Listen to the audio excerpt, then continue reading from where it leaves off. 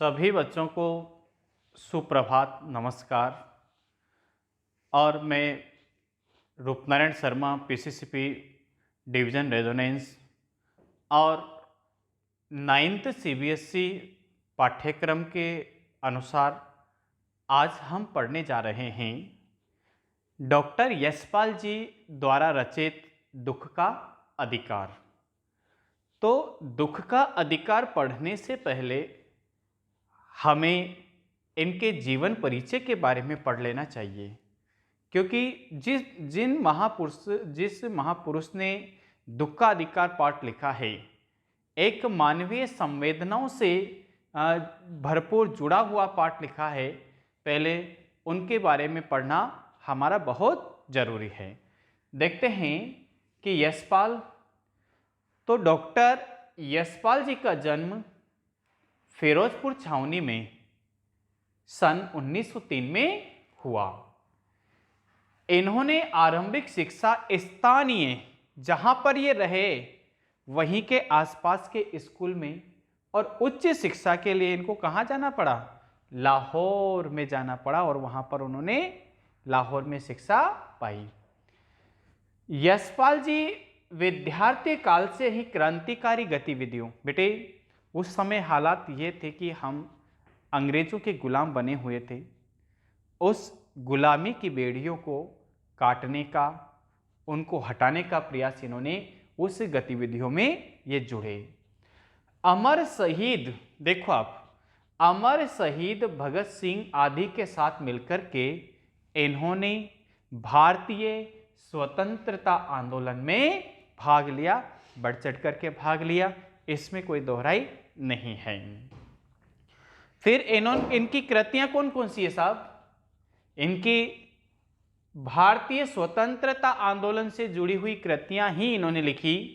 देखिए, देशद्रोही किस पे टीका टिप्पणी की? अंग्रेजी शासन, कुशासन व्यवस्था पर। पार्टी कामरेड, दादा कामरेड, झूठा सच।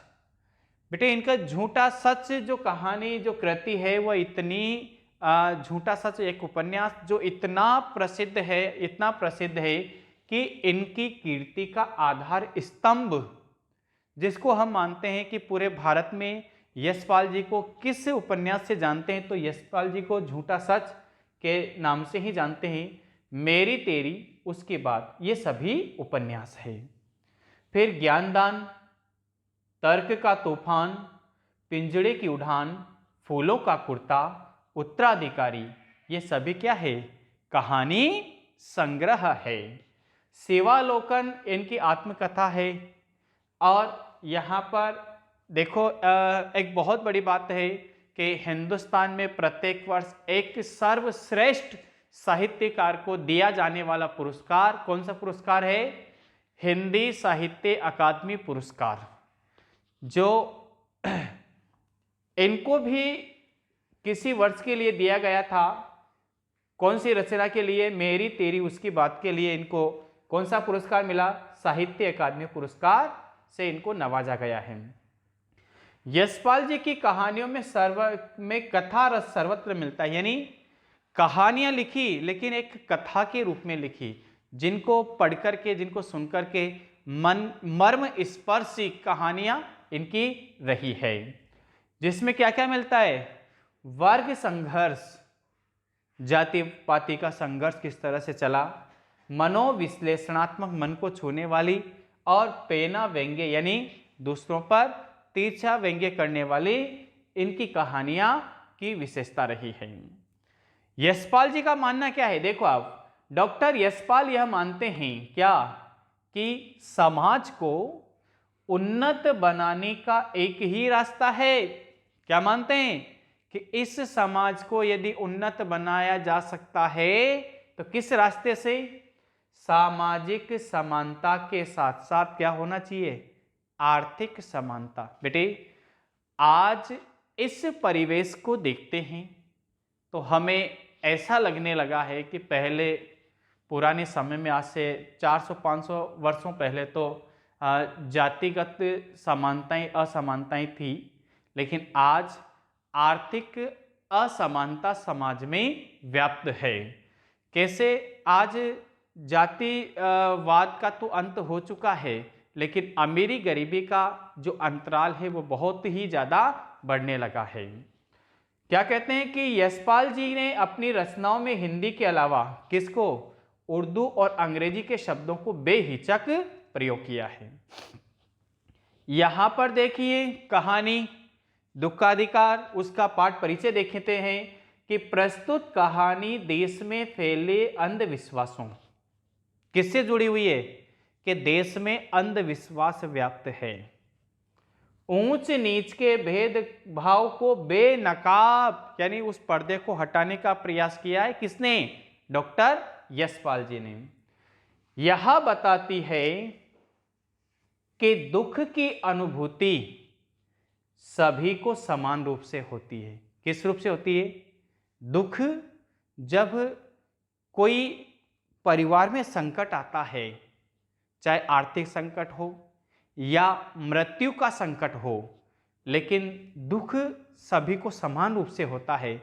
लेकिन हमारे देश की विडंबना ऐसी है कि मजदूरों का तो दुख होता ही नहीं है और अमीरों के यहाँ पर भीड़ लग जाती है, तो उनको सांत्वना के लिए पूरा शहर उमड़ पड़ता है और गरीबों की झुप्पड़ झोंपड़ियों में कोई दो व्यक्ति जाकर के उनके साथ उस दुखद आत्मा को, उनके परिजनों को सांत्वना नहीं देते हैं।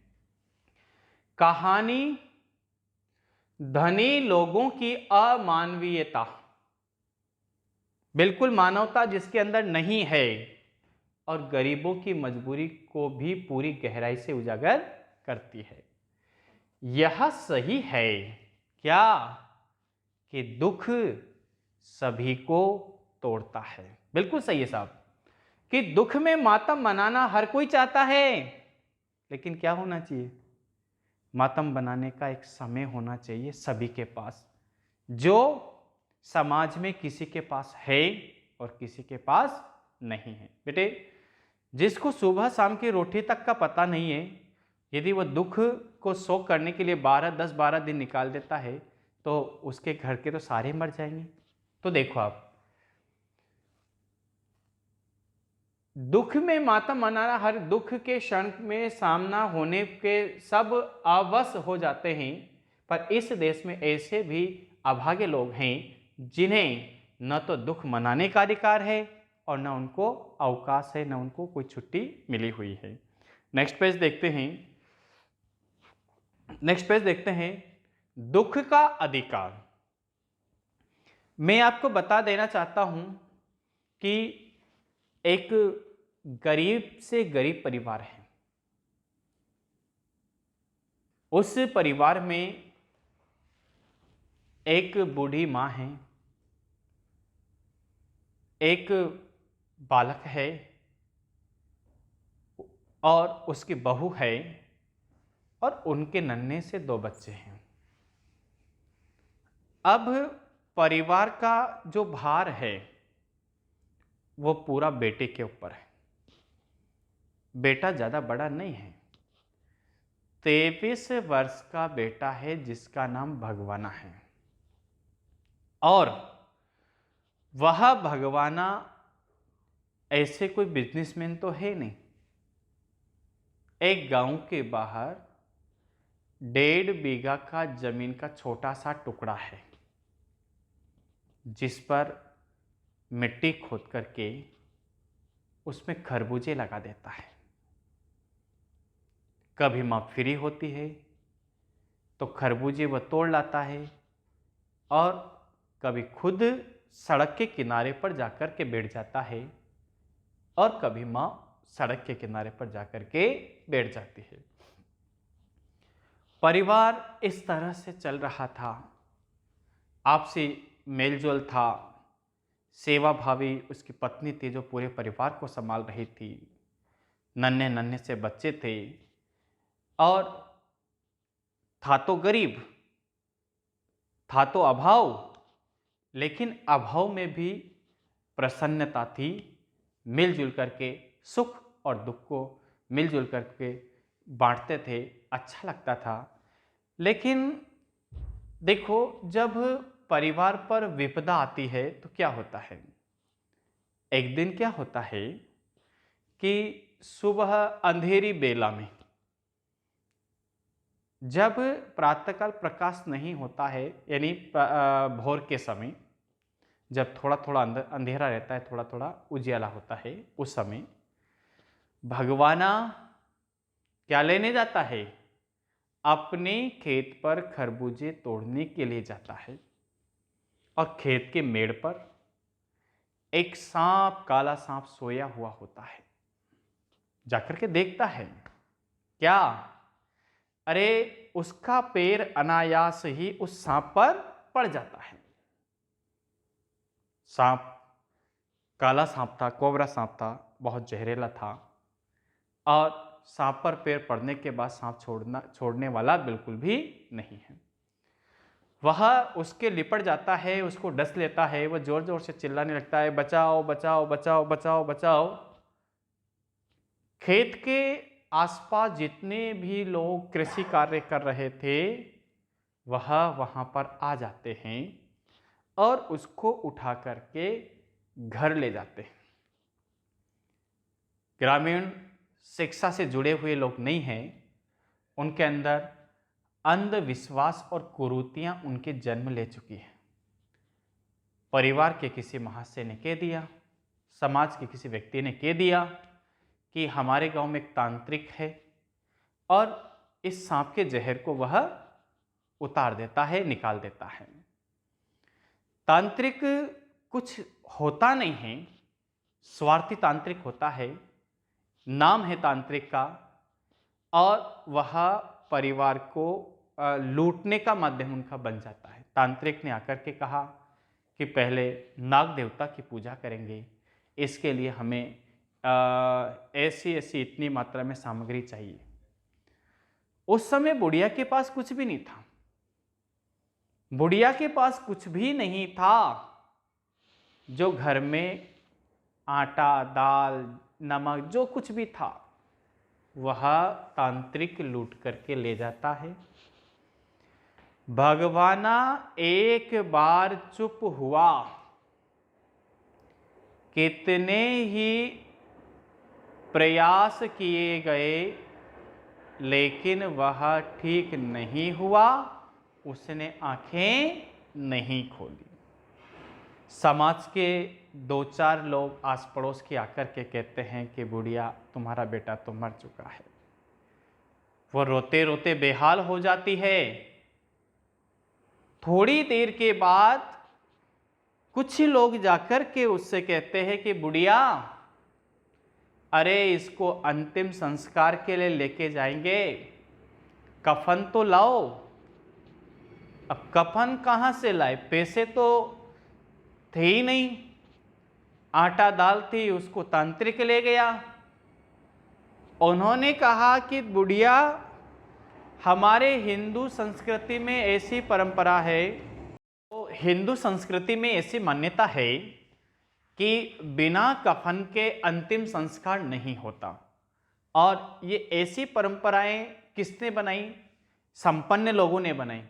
क्योंकि हम संपन्न लोगों के घर जाते हैं तो बहुत सारे वहाँ पर ऐसी ऐसी चीज़ें जो हम जो निर्धन लोगों से नहीं होती, वह ऐसी परंपराओं को बना करके छोड़ देते हैं जिनका दुष्परिणाम निर्धन व्यक्तियों को भुगतना पड़ता है।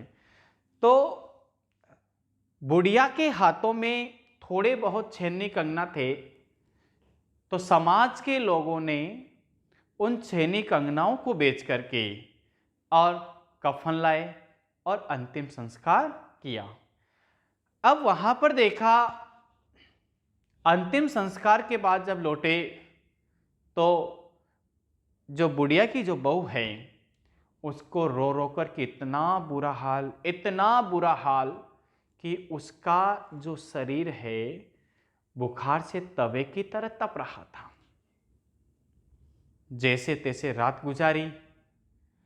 मरा हुआ आदमी तो जीवित नहीं हो सकता, लेकिन जो जिंदा है, जो बुखार से पीड़ित है, उसको बचाया जाना हमारा धर्म है। इसलिए बच्चे सुबह सुबह दादी भूख लग रही है, दादी खाना, दादी रोटी, दादी ये भूख लग रहे, रोने बिलखने लगे। अब दादी के पास कुछ तो था ही नहीं। एक डलिया में कुछ खरबूजे रखे हुए थे। वह खरबूजे उन बच्चों को खिला करके उनकी जो भूख है उनको शांत किया। लेकिन बहू को क्या देती? बहू को तो जो बुखार से तवे की तरह तप रही थी, उसके लिए तो दवा की जरूरत थी, और दवा बिना पैसों के नहीं मिलती। बुढ़िया ने सोचा कि जब बेटा मेरे पास था, बेटा कमाने वाला था, तो समाज के लोग हमें कुछ उधार भी दे दिया करते थे। लेकिन जब बेटा कमाने वाला नहीं है तो अब हमें कोई उधार भी नहीं देगा। तो इस कारण बुढ़िया के पास केवल मात्र एक ही उपाय था कि जो डलिया में कुछ खरबूजे रखे थे उनको सिर पर लिया और सड़क के किनारे पर जाकर के वह बैठ जाती है। घुटनों में आंखें छिपाए वह फपक फपक कर रो रही थी। पीछे दुकानें थी, किराने की, पान की। हमारे डॉक्टर यशपाल जी रोज पान खाने के लिए आया करते थे बाजार में। उन्होंने देखा कि एक लाला जी वहाँ पर बैठ कर के, परचूने की दुकान पर बैठ कर के बुढ़िया पर व्यंग्य कस रहे हैं कि कैसे हरामखोर इंसान है। अरे कि बेटे को मरे हुए अभी एक दिन भी पूरा नहीं हुआ जिसके पहले बुढ़िया खरबूजे लेकर के आ गई। अरे कम से कम दूसरों के ईमान का तो ख्याल इनको रखना चाहिए। बेटे इसी तरह के वहाँ पर जितने भी लोग थे उन्होंने इस तरह के तर्क दिए, इस तरह से मानसिक परेशान बुढ़िया को किया। लेकिन उसके अलावा, चुप रहने के अलावा उसके पास उसकी मजबूरी को समझने वाला समाज में कोई भी नहीं था। हमारे डॉक्टर यशपाल जी थे, वह चाह रहे थे कि मैं बुढ़िया के पास जाकर के बैठूं, लेकिन उनकी जो पोशाक है, उनका जो पहनावा है, वह बाधक बना हुआ था, अड़चन बना हुआ था कि इतनी अच्छी वेशभूषा होने के बाद वह एक निर्धन जो रोड के किनारे पर बैठी है उसके पास नहीं बैठ सकते। पता किया, एक पास में उन्होंने जानकारी ली। समाज का दायित्व बनता है, कवि का दायित्व बनता है कि समाज की हर स्थिति को वह उजागर करे। तब उनको पता चला कि इस बुढ़िया के सामने ये दुख दर्द है, तब इसी कारण ये यहाँ पर बैठी है। फिर उनके मन में एक ख्याल आया कि इसका भी जवान बेटा मरा है जो पूरे परिवार का सहारा था, और हमारे पड़ोस में भी किसी संभ्रांत महिला, संपन्न महिला, जिसके घर में किसी भी बात की कमी नहीं थी, अच्छा पैसा कमाते थे, पूरे शहर में रेस्पेक्ट था, तो उनके घर जब इकलौता बेटा, छोटा सा इकलौता बेटा मरा तो सारा शहर उमड़ पड़ा था घर में सांत्वना देने के लिए। सारा शहर आ चुका। इसके बाद वो जो मां है बिस्तरों पर पड़ी रहती। अरे 2.5 से 3 महीने तक उससे उठा नहीं गया। कभी आंखों से आंसू बहते और कभी वह बेहोश हो जाया करती। होश आते तो आंखों से आंसू झलकने लगते, और होश नहीं आते तो बेहोश हो जाते। 3 डॉक्टर हरदम उसके सिरहाने पर बैठे रहते। अरे दुख को व्यक्त करने का भी किसी को अधिकार है और किसी के पास तो वह भी नहीं है। बेटे लेखक चल रहे थे, सोचते सोचते चल रहे थे, ठोकरें खा रहे थे, इधर उधर चिंता में थे कि ये भी भगवान की कैसी लीला है, कैसा समाज है कि लोग मदद करने की अपेक्षा दुखी व्यक्ति को और अधिक दुख दे रहे हैं। ये आपको पूरी की पूरी कहानी यहाँ पर हमने पढ़ी। अब बेटे थोड़ा सा इसको और पढ़ लेते हैं। देखो कि मनुष्य की पोशाकें उन्हें विभिन्न श्रेणियों में बांट देती है। बिल्कुल बांट देती है साहब, बिल्कुल। डॉक्टर की वेशभूषा देखोगे दूर से पहचान जाओगे डॉक्टर साहब है। वकील साहब जा रहे हैं, अरे वकील साहब को पता नहीं कि वकील भी है या नहीं, लेकिन वेशभूषा को देख करके पता चलता है कि वकील साहब जा रहे हैं। प्राय पोशाक ही समाज में मनुष्य का अधिकार और दर्जा निश्चित करती है। बिल्कुल करती है साहब। आप फटे पुराने कपड़े पहनकर किसी भी दफ्तर में जाते हो तो वहाँ का जो बाहर गेटमैन होता है वो कह देता है नहीं नहीं नहीं साहब नहीं है, और आप सूट बूट में जाते हो, अच्छे बन करके जाते हो तो वो सलाम करता है और आपको स्थान देता है। तो देखो उनका दर्जा निश्चित करती है, वह हमारे लिए अनेक बंद दरवाजे खोल देती है। बेटे वेशभूषा के कारण हमारे बहुत सारे काम बनते हैं और वेशभूषा अच्छी न हो तो बहुत सारे काम बिगड़ते भी हैं। परंतु कभी ऐसी भी परिस्थिति आ जाती है, बिल्कुल अच्छा एक एक शब्द देखो आप, कि हम जरा नीचे झुककर समाज के निचली श्रेणियों की अनुभूति को समझना चाहते हैं। बिल्कुल लेखक चाहता था क्या, अरे कि वह उस बुढ़िया के पास रोड पर बैठे, उससे हमदर्दी जताए, उसको गले से लगाए, लेकिन क्या बनी हुई थी, पोशाक, पोशाक के कारण उसके साथ नहीं बैठ सका। जैसे वायु की लहरें कटी हुई पतंग को सहसा भूमि पर नहीं गिर जाने देती, उसी तरह खास परिस्थितियों में हमारी पोशाक हमें झुक सकने से रोके रहती है। देखते हैं नेक्स्ट पेज पे लेते हैं कि बाजार में, अरे बाजार में फुटपाथ पर कुछ खरबूजे डलिया में और कुछ जमीन पर बिक्री के लिए रखे जान पड़ते थे। बिल्कुल खरबूजों के समीप एक अधेड़ उम्र की औरत बैठी रो रही थी। खरबूजे बिक्री के लिए थे परंतु उनको कोई खरीद नहीं रहा था। खरीदने के लिए कोई कैसे आगे बढ़ता, क्यों, क्योंकि खरबूजे को बेचने वाली तो कपड़े में मुंह छिपाई क्या कर रही है, सिर को घुटनों में रखे फफक फफक कर रो रही थी। नेक्स्ट पेज पे चलते हैं। यस, फफक फफक कर रो रही थी। अरे पड़ोस की दुकानों के तख्तों पर बैठे या बाजार में खड़े लोग गृहणा से उसी स्त्री के संबंध में बात कर रहे थे। उस स्त्री का रोना देखकर मन में एक व्यथा सी उठी, पर उसके रोने का कारण जानने का उपाय क्या था।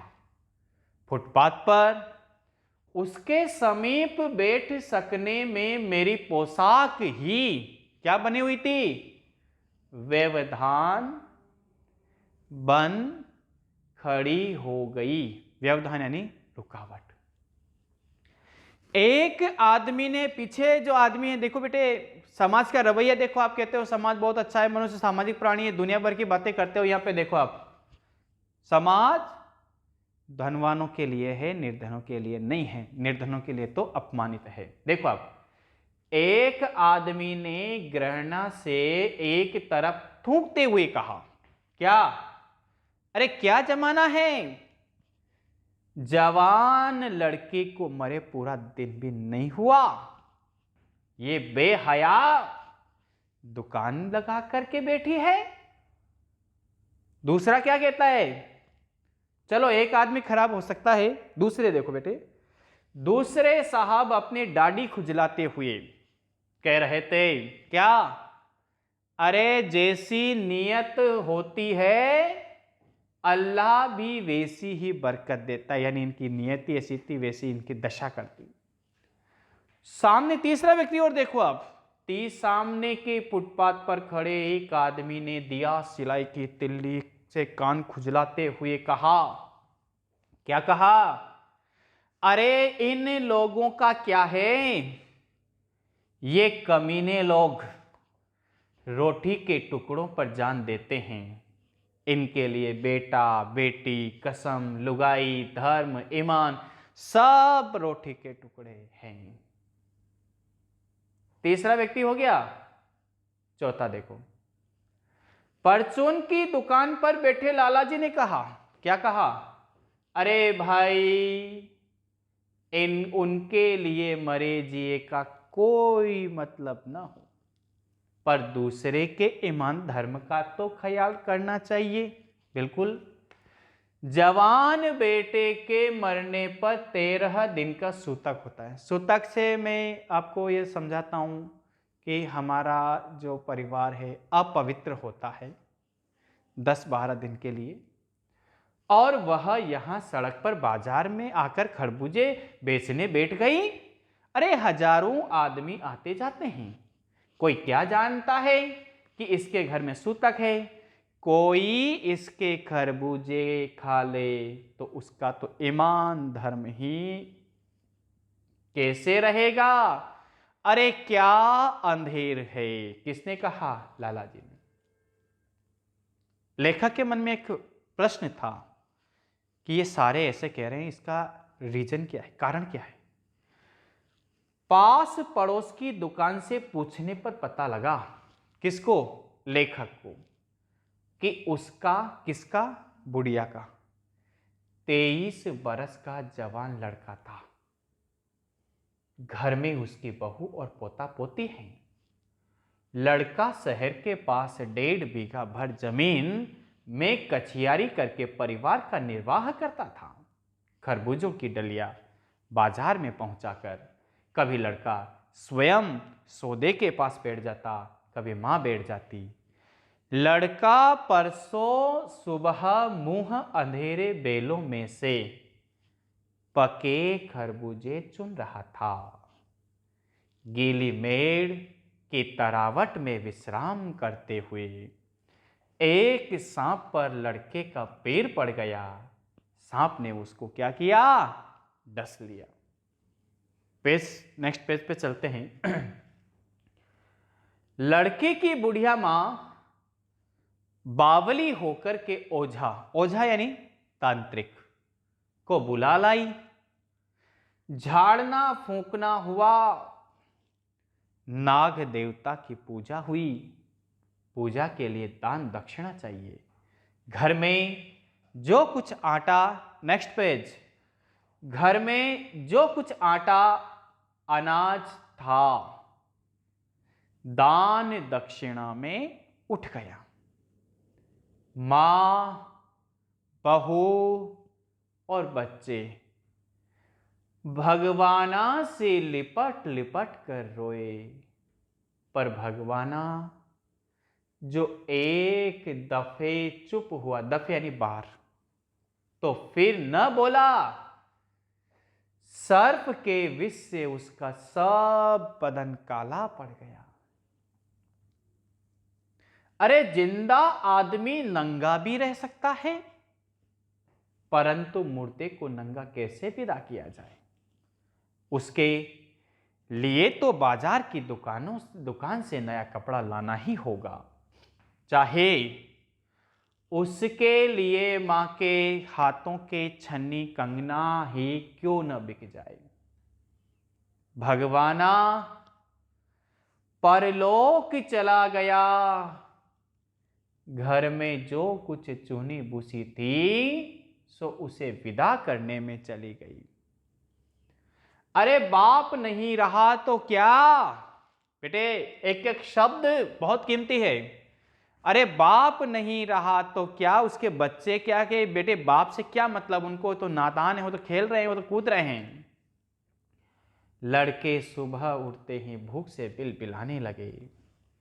दादी ने उन्हें खाने के लिए खरबूजे दे दिए, लेकिन बहू को क्या देती। बहू का बदन बुखार से तवे की तरह तप रहा था। अब बेटे के बिना बुढ़िया को दुवन्नी चवन्नी भी कौन उधार देता। बुढ़िया रोते रोते आंखें पोंछते पोंछते भगवाना के बटोरे हुए खरबूजे डलिया में समेटकर बाजार की ओर चली। और चारा भी क्या था उसके पास। बुढ़िया खरबूजे बेचने का साहस करके आई थी कि मैं खरबूजे बेचूंगी, परंतु सिर पर चादर लपेटे, सिर को घुटनों पे टिकाए हुए पपक पपक कर रो रही है। कैसे रो रही है। अरे कल जिसका बेटा चल बसा, आज वह बाजार में सौदा बेचने के लिए चली आई।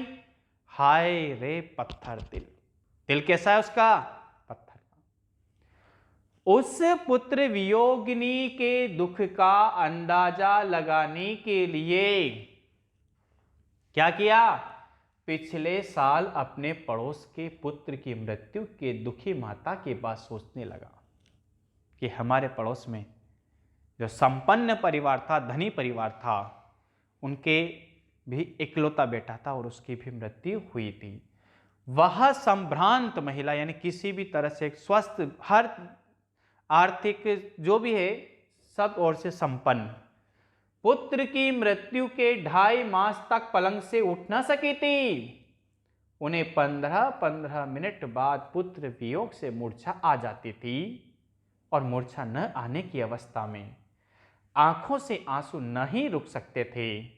दो डॉक्टर हरदम सिरहाने बैठे रहते थे, हरदम सिर पर बर्फ रखी जाती थी। शहर भर के लोगों के मन में उस पुत्र शोक से द्रवित हो उठे थे। जब मन को सूझ का रास्ता नहीं मिलता तो बेचैनी से कदम तेज हो जाते हैं। उसी हालत में अरे नाक उठाए आसमान की ओर देखते हुए राह चलते से ठोकरे खाता में चला जा रहा था। Next page. चला जा रहा था, सोच रहा था, क्या क्या सोच रहा था कि शोक